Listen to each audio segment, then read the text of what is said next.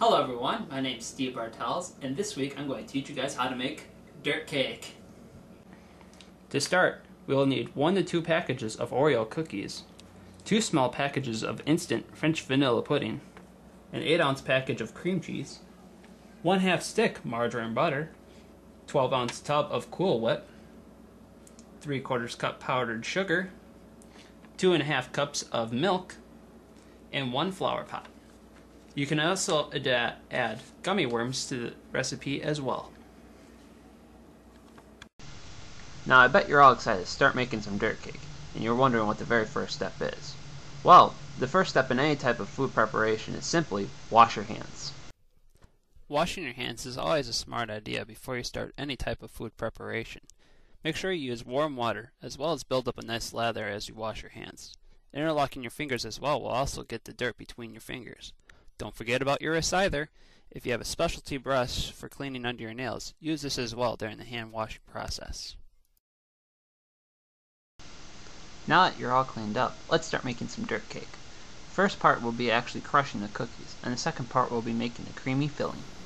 But before we start, we'll want to pull out 1/2 stick of margarine and cream cheese to allow them to soften while we work. You'll have to crush the Oreo cookies into small bits that represent dirt.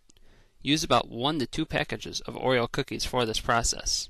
The amount of cookies will depend on how many layers you wish to make. In our family, we use a large plastic Ziploc bag to hold the Oreos together as we crush them. Alternatively, you can use wax paper or whatever will keep the Oreo's cream from sticking together. I recommend using the low-fat Oreo cookies as they give a bigger crunch and the cream doesn't stick to the bag as much. When you've ground the cookies to the consistency that you want, set them off to the side, and that's the end of part 1. Now we're going to begin step 2, making the cream filling.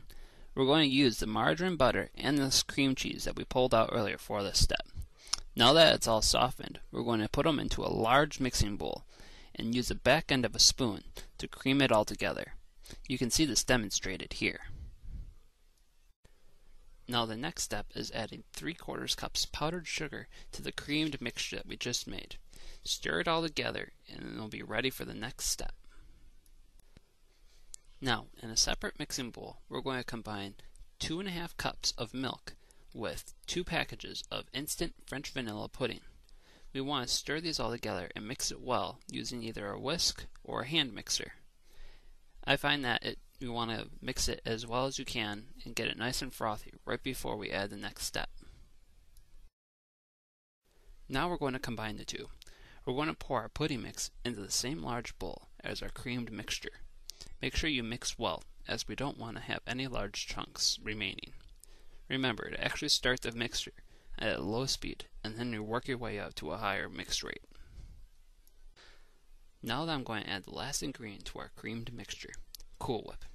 Take a large spoon and spoon all 12 ounces of the bucket into the large mixing bowl.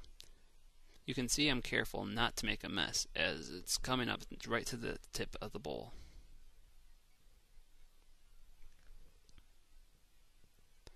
Ultimately, it'll come down to me having to use a hand mixer to finish the job. Now it's time to combine everything together. We'll need to plug the bottom of the flower pot as there's a hole there. We'll use a small piece of tin foil to accomplish this task. It really doesn't matter what you use to plug the bottom with, so long as it's strong enough to hold and keep the dirt from falling out of the pot. As you see, we've covered the bottom layer of the flower pot with some cookie crumbs. The next layer will be add some of our cream mixture. Followed on top of that, we'll add a small thin layer of cookie crumbs just to cover the cream. Also, don't forget to add some gummy worms into the mix. It's a tasty surprise that's sure to amaze your guests. Now, you may be wondering, but this pot has never been used for actual flowers. We bought it specifically for the use of dirt cake. The same goes with the trowel and the fake flowers as well. All are washed, cleaned, and used specifically for this recipe. Now I want to share an interesting story about you with my first experience with dirt cake. My mom brought over 2 of these dirt cake flower pots to my grandma's house because we told her that we were going to bring the dessert. Nobody but my family knew that the flower pots were actually used for dessert, and my grandparents actually used it as a table centerpiece. But when dessert came around, My grandma asked where our dessert was that we were supposed to bring over. My mom pretended to stall and give the impression that she had forgotten. Then she pulled the flowers out of the pot right in front of her and started digging in with a trowel, portioning out enough for each of my relatives on plates. Everyone's eyes were lit up, as they were tricked into thinking that there were actually flowers on the table, and never knew that it was a dessert they were about to eat. And it was pretty interesting to actually see everyone's faces there, because they were like, "Oh, I did not even know. I thought those were flowers there." Alright, and we're coming to the top layer of our cookie cake here. I only used one package of gummy worms to actually complete this. You can see how much I put in there. I did have 2 on the table, and I wasn't sure exactly how much I was supposed to buy when I was actually out buying the ingredients. But I only used one of them here, so when you're actually looking to add more of the gummy worms into your cake, you only need 1 package. And use the remaining amount of cream to top off the top layer. You'll usually have a lot left over, so don't worry about putting a little bit here and there. We throw usually a lot in there.